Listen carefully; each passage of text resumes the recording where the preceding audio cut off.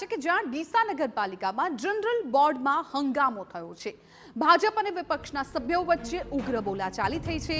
General board ગણતરીની મિનિટોમાં સમેટી લેવાયું છે। વિપક્ષના સભ્યને પાકિસ્તાની ગણાવતા ઉગ્ર બોલાચાલી થઈ ગઈ। વાંધો રજૂ કરતા ભાજપના સભ્યોએ હોબાળો કર્યાનો વિપક્ષનો આક્ષેપ છે। હંગામા વચ્ચે અધ્યક્ષ દ્વારા અનેક ઠરાવ પાસ કરતા ભારે વિરોધ। દર વખતે જેમ માત્ર સાધારણ સભાની અંદર જે મુદ્દાઓ હોય વાંચી અને ભાગી જવું આ ભારતીય જનતા પાર્ટીની એક થિયરી રહી છે। આજે અમે એમને કીધું કે ગઈ વખતે બોર્ડ ચાલ્યું નહોતું, ગયા વખતે બોર્ડ ચાલ્યા વગર લગભગ ઘણા બધા ખોટા ઠરાવો થયેલા છે, તો એ બાબતે અમે વિરોધ દર્શાવીએ છીએ।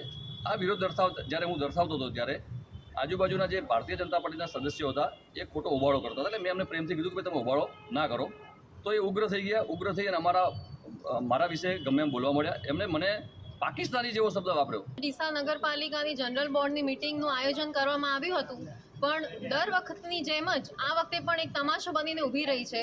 આજે ડીસાની પ્રજા ખૂબ જ હાલાકી ભોગવી રહી છે। કોઈ પણ અમારા સૂચનો સાંભળવામાં નથી આવી રહ્યા, કોઈ પણ બોર્ડમાં મુદ્દા વિશે ચર્ચા કરવામાં નથી આવી રહી, તેનો અમને ખૂબ જ દ્વારા ભાજપ પર આક્ષેપ લગાવવામાં આવ્યા હતા કે બોર્ડની બેઠકમાં કોઈ પણ મુદ્દે ચર્ચા કરવા દેવામાં આવતી નથી। ઉપરાંત ભાજપના સભ્યો દ્વારા આપના કોર્પોરેટરને પાકિસ્તાની જેવા શબ્દો ઉચ્ચાર્યા હોવાના આક્ષેપ વચ્ચે અધ્યક્ષ દ્વારા અનેક ઠરાવ પાસ કરતા વિપક્ષ દ્વારા ભારે વિરોધ કરવામાં આવ્યો। ત્યારે જનરલ બોર્ડમાં થયેલા હંગામા અંગે નગરપાલિકાનું પ્રમુખ ખુદ અજાણ હોય તેવું વર્તન સામે આવ્યું છે। મીડિયા કર્મી દ્વારા પૂછવામાં આવેલા પ્રશ્નના જવાબમાં માત્ર એક વાક્યમાં જવાબ આપી ચૂપ્પી સાધી લીધી। બેન શેનો ઉભાડો હતો? કેમ વિરોધ પક્ષના સભ્યો ઉભાડો? 10 મિનિટ બોર્ડ ચાલ્યું એમ કે, પણ કયા મુદ્દાઓની ચર્ચા?